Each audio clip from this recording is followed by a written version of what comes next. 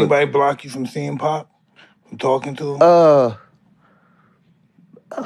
Let me see. Talking the way you talking now, I know they want you to Yeah, say yeah. that I shit didn't get up. a chance to talk to him. All that other stuff had to happen, but you know what? We didn't get a chance to link up after he got out. I seen him one time when he got out. We was in the House of Blues, and he hugged me like Warren. We was hugging for a little bit, and then he hit me a few days after that, and he was telling me like, let's get in the studio. I'm gonna book some time. But a certain situation had happened right before that to where I was like, you know what? I'm not getting ready to be. I'm not gonna go out and uh, you know, I ain't just getting ready to step out there because I was at the studio before. He didn't even know nothing about what happened, pretty much. But I went to the studio. Snoop was there, Dash Corp, everybody there. So some, Suge homies came. I was like, Warren, can I holler at you? So I was like, all right, I'll be in there. So I'm still chilling. So they come out again, like, Warren, can Suge want to holler at you? So I'm like, shit, all right, I'm coming. Came again, Suge came in like, Warren, let me holler at you, man. Come out. And I was like, shit, I said to myself, let me see what the fuck this nigga want. So I got up and then I came and I went into the room they called the Red Room. Wow. And when I came in the room, another cat, I ain't gonna say his name, he came out a door and he came to me and was like, Blood, you told these bitches you was gonna kill me. Like saying, I'm like, I knew it was bullshit when the motherfucker said something about some bitches saying that I was trying to get at you. So I knew I didn't know why they was tripping, but they was tripping. So I'm like, nah, I ain't getting ready to get out. I don't get down like that. So they talking, whatever. So him and Suge started talking. So he came back like, Blood, you tried to, man, he snatched my chain. So I'm like, God damn. I had a Glock on me too. Oh my God. And I ain't gonna lie, I wanted to pull that motherfucker out and just start busting, but I had to think because it was a bunch of dudes right here outside of the door, a bunch of police that was working at the same time, around that time, and so I was in a fucked up situation. So I had to think. So one of my homeboys, which is C-Style, he came through the door and he was like, "What's going on? Why y'all tripping with Warren?"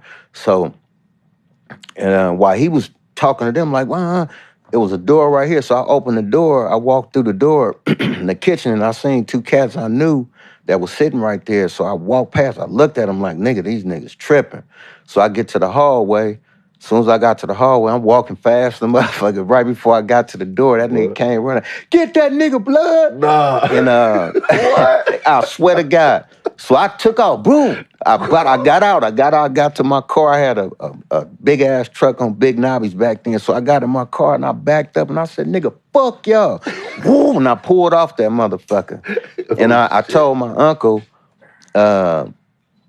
Ron G, I told Ron what happened. So Ron called in there and he told them, if my nephew shit don't come out that motherfucker in 15 minutes, I'm gonna blow that motherfucker up.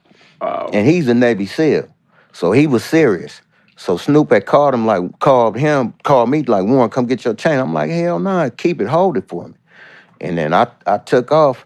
And the crazy thing about that was just, I didn't know that Dre had left.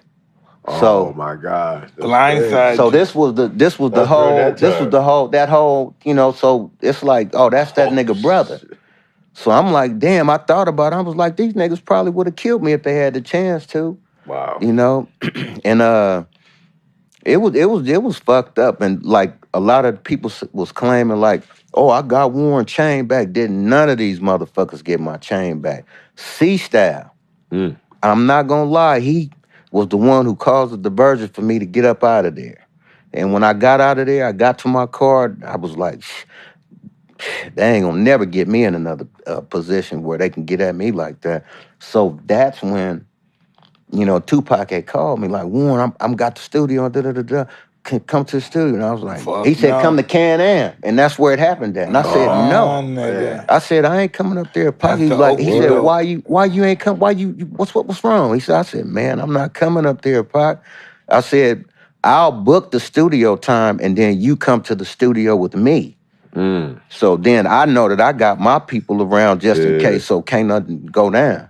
You know, but it was you know, but we never got a chance to link up, and so I could really talk to him or you know, when he got out. You know, but I did, and you can ask, people can ask Richie Rich this, the real Richie Rich from Oakland.